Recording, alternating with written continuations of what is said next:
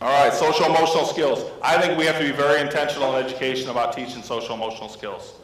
All right, we have to be more purposeful about going about teaching these things. Why do they matter?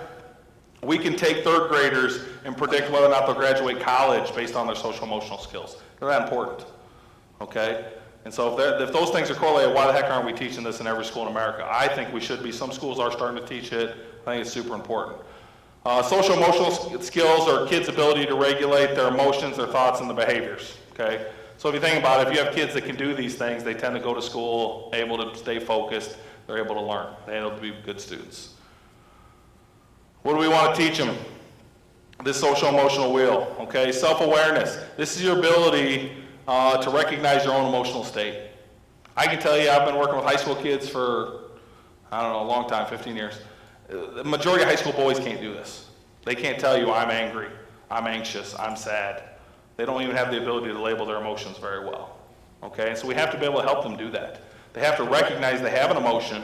Once they recognize they have an emotion, now they can start seeing how that emotion impacts their behaviors, their thoughts, their actions, right? But if they don't even know the emotion exists, then we don't even have a place to start.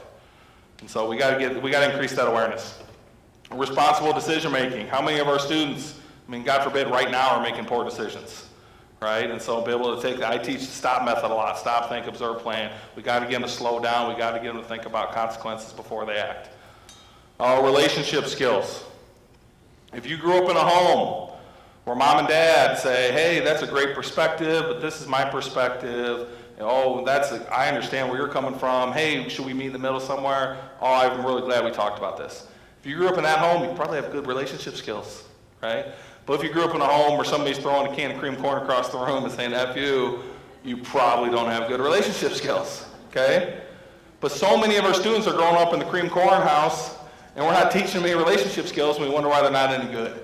We got to teach these things, okay? A lot of our students can make friends, but they can't maintain friendships, right? As soon as there's a problem, a fight, I don't care if it's 4-year-olds. I have a 3-year-old son. How's he going to handle it when somebody wants to play with the toy, right? All the way up to high school age problems. What are you going to do when your friends want to be involved in something illegal that you shouldn't be doing and you want to do it, right? We have to be able to sit down, have these conversations, teach these relationship skills to our kids. Social awareness, empathy. This is big, okay? I'm old enough where when I grew up, if I wanted to bully somebody and say, Country 54, what's the other dance place in Fulton? Isn't there like 2 of them? That's the main one. Okay, well, I like the other dance place for the country.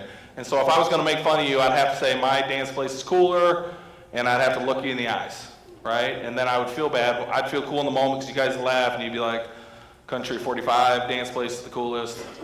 But when I'd go home, I would feel bad because I'd remember that sad look on your face, and I'd think, man, I'm kind of a turd for making her feel bad. And hopefully that would change my behavior because it was her facial expressions that taught me how she felt and ultimately changed my behavior, right? That's how we're designed to work as human mammals. I look at your face tells me how you feel, I understand how you feel, that's how empathy works, right? Well, how are kids interacting, bullying nowadays? They're doing all of these things. Does this thing give you facial recognition most of the time? Does it let you know how you're hurting somebody? And that's the reason why they don't have empathy. You hear it all the time, well, kids are so mean, yeah, they're mean, because they're not getting any empathy wiring because all their interacting is going on a device that doesn't wire their brain for empathy, right? So we have to be able to I spend a lot of time with my students. How would you feel if somebody did that to you? How would you feel if that was your sister? How would you feel if that was your best friend? And having those conversations to help develop that empathy wiring because they just don't have it because they haven't had those face-to-face interactions that they need. And none of these kids invented smartphones, right? None invented tablets. We just kind of gave the kids all this stuff and we never thought about how it was going to impact them. But we got to spend time teaching empathy. And then ultimately self-management. That's your ability to regulate your emotions. So how do you handle being depressed? How do you handle being angry, sad, anxious? What's your plan? So once a kid recognizes that emotion, understand how it impacts them, and they're able to put a plan in place to deal with it. Okay, I'm really anxious, but when I'm anxious, I go for a run. Hey, I'm really angry. When I'm angry, I talk about it with my best friend when they have a plan in place and they can regulate their emotions in healthy, positive ways.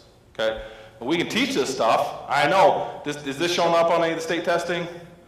No, right? I get it. Like we're not evaluated on all this stuff. But the bottom line is kids aren't going to learn. They're not going to be effective. Not all of them anyway. unless they have these foundational skills. So your kids that have them, good for them, they can march forward. But your kids that don't, until they develop these skills, they're not going to be successful in school, life, anywhere. They're going to have, these are foundational skills that we got to have.